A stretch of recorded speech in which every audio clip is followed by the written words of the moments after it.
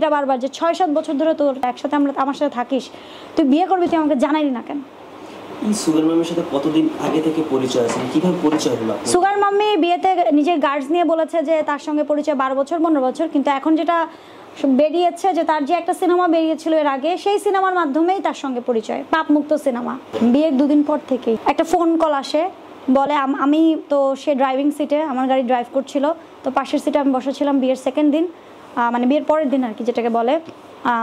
সেদিন হচ্ছে গিয়ে কলটা আসে এবং ফোনটা আমি ধরার পরে বলে আপনার থেকে আমার অধিকার বেশি, রাসেল কই, রাসেলকে দেন। তো আমি বললাম আমার থেকে আপনার অধিকার বেশি, আমি হেসেই বললাম, কারণ আমি তখন মাত্র বিয়ে হয়েছে, আমি জিনিসটা বুঝে উঠতে পারছিলাম না। তো ও কি করলো, ফোনটা কেড়ে নিল, নেওয়ার পরে এমন বাজে বাজে গালাগালি একজন আরেকজনকে করছে, কন্টিনিউয়াসলি গালাগালি করছে, যে মনে হলো যে একজন হাজব্যান্ড ওয়াইফও মনে হয় যুগের পর যুগ মানে বিয়ে করে সংসার করার পরে আমার মনে হয় না যে এইভাবে। এবং বলছিল মেয়েটা বারবার যে ৬-৭ বছর ধরে তোর একসাথে আমার সাথে থাকিস, তুই বিয়ে করবি, তুই আমাকে জানাইলি না কেন? সুগার মামির সাথে কতদিন আগে থেকে পরিচয় আছে, কিভাবে পরিচয় হলো? সুগার মাম্মি বিয়েতে নিজের গার্ডস নিয়ে বলেছে যে তার সঙ্গে পরিচয় 12 বছর 15 বছর, কিন্তু এখন যেটা বেরিয়েছে যে তার যে একটা সিনেমা বেরিয়েছিল এর আগে, সেই সিনেমার মাধ্যমেই তার সঙ্গে পরিচয়, পাপমুক্ত সিনেমা যেটাকে তারা বলে আর কি।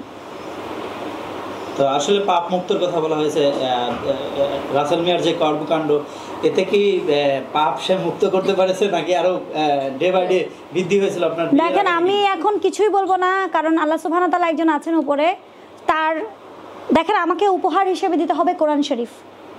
সে কোরআন শরীফ ছুঁয়ে বলল কাউকে বলতে না, 65 লাখ টাকা সে চাইলো সিনেমার জন্য। তারপরে সে তার সিনেমা হালাল পাপমুক্ত অজু ছাড়া দেখা যাবে সেটাও শপথ করে বলল। মানে তার আলটিমেট সত্যকে, মানে মিথ্যাকে সত্য এস্টাবলিশ করার জন্য অপকর্মটা সে করতে করতে অভ্যস্ত হয়ে গেছে এবং তাকে উস্কাইছে। কিন্তু এটা কিন্তু আজকে থেকে তার ট্রেন্ড না, ট্রেন্ডিং শুরু হয়েছে সেই সিনেমা দিয়ে, এবং সিনেমা দ্বারা যেহেতু শুরু হয়েছে, ইতিমধ্যে দেখলাম একটা মামলাও করেছে কে জানো। তো ওই মামলার সূত্রতে, ওই মামলার এজাহারও আমার কাছে ছবি এসেছে, ওই মামলার এজাহারও দেখলাম লিখা।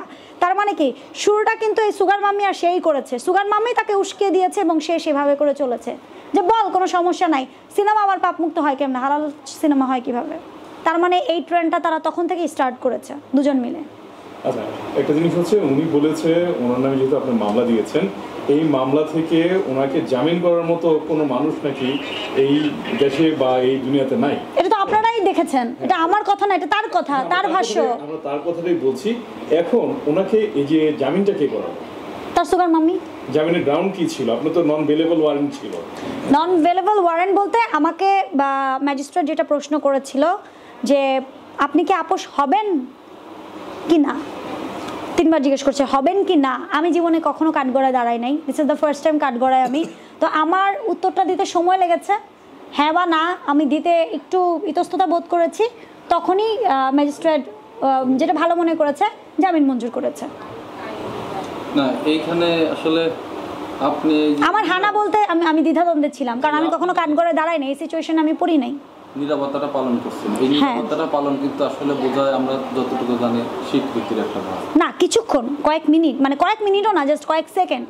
তো সেই জায়গা থেকে ম্যাজিস্ট্রেট ওনাকে জামিন মঞ্জুর করে দিয়েছে। হ্যাঁ, এটা আইন করতে পারে, এটা আইনের হাতে। আমি জামিন, শুনেন, একটা বড় আসামিরও জামিন হয়, জামিন নিয়ে আমার কোনো ধরনের অবজেকশন নাই, কিন্তু আমার অবজেকশন যে বিয়ে করলো শুরুতে প্রতারণা করে, প্রথম স্ত্রী, বরের ভাষ্য মতে প্রথম স্ত্রী, কিন্তু আমার জায়গায় তো ঠিকই বিধবা লেখা, আমি তো ভাই বিধবা।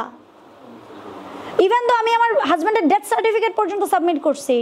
শুরুটা কিন্তু প্রতারণা বিয়ে থেকে শুরু হয়েছে। আপনারা সত্যকে সত্য বলেন, মিথ্যাকে মিথ্যা বলেন। এবং কাবিননামার কপি আপনাদের সবার কাছে দেওয়া হয়েছে, আপনারাই মিলিয়ে দেখেন। এবং তার বিয়ে, তার বাচ্চা, যার 11 বছরের একটা নিষ্পাপ শিশু বাচ্চা আছে, সেই বাচ্চার ভরণ পোষণ দেয় না, সেও কিন্তু মামলা করেছে এবং সেটারও ওয়ারেন্ট বেরিয়েছে। তার মানে প্রথম পক্ষেরও ওয়ারেন্ট আছে। রাসেল মিয়া আবার গ্রেফতার হচ্ছে, এটা জানি না, এটা আইন জানে, আমি জানি না, এটা আইন জানে।